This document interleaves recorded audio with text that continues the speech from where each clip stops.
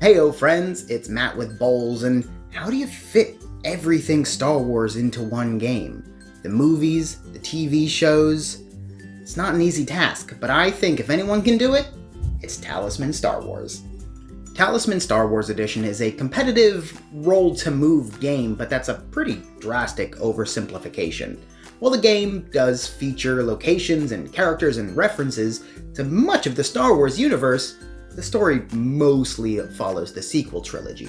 The goal of each player is to reach the center space on the board, defeat the Emperor, tip balance of the Force in their favor, and ultimately save or ruin the galaxy, depending on your point of view. But getting there and doing that requires a couple steps along the way. But let's start from the beginning. At the start of the game, each player chooses a character to play as. Each character can be either a light or a dark aligned, which will have some bearing on the encounters and which items and abilities that character can use, as well as the fact that similarly aligned characters cannot fight each other, but opposed alignment characters can battle. Each character also has a number of unique abilities and stats, which will be described on their character card, as well as their starting location. During the first couple turns of the game, the player's short-term goals are gathering better equipment and defeating some adversaries in order to increase their stats and finding a way to work their way from the outer ring of the board towards the middle ring. Each space on the board features a location from the Star Wars universe, and each of these locations have some encounter for the players, either drawing an encounter card and resolving that, or the space itself will offer some special event. This is a great way for players to gather new equipment, or allies, or force abilities. Some of these cards will be place cards, which can be revisited later by other players. But players will also encounter adversaries, which they will have to battle. This can also occur when two characters of opposing alignment are in the same space. Battles can be done either through strength or will.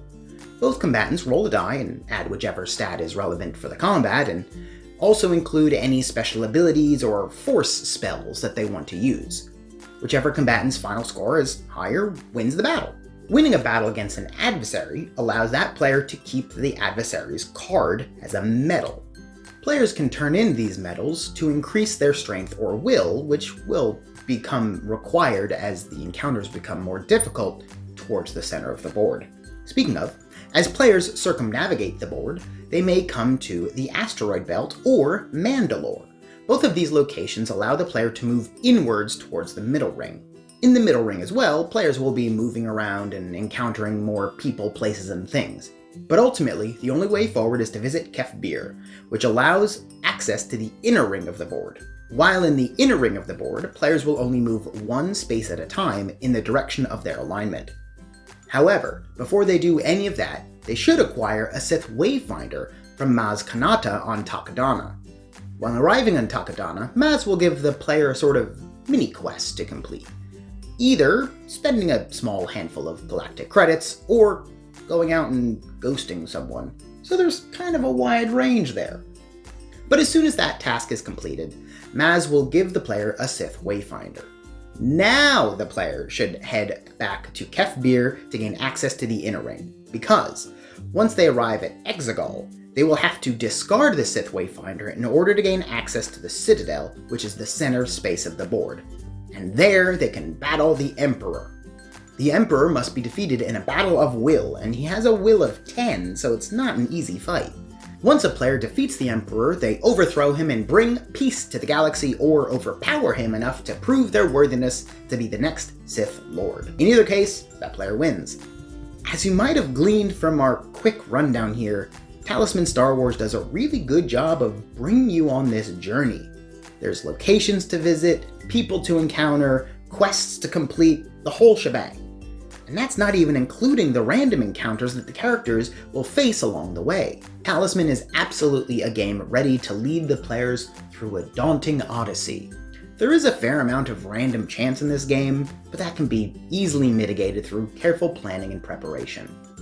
I like how this game uses random encounter cards a lot, and a good number of them stick around after being drawn. This creates a unique game board with each playthrough that the characters and places being randomly drawn will generate as the game progresses. Also, I should note this game has a pretty large footprint. The board itself takes up a lot of space, which is a double-edged sword. Some tables might struggle to fit everything required. If you do have a table suited for a game of this size, you can enjoy the nice big art pieces on each space.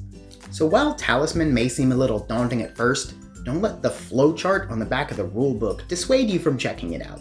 It's a fun and engaging journey from beginning to end. So if all of that sounds interesting, please go check out Talisman Star Wars, and if you enjoyed this video, please click that like button and subscribe for more tabletop gaming news. Again, this is Matt with Bowls. Thanks for watching. Bye!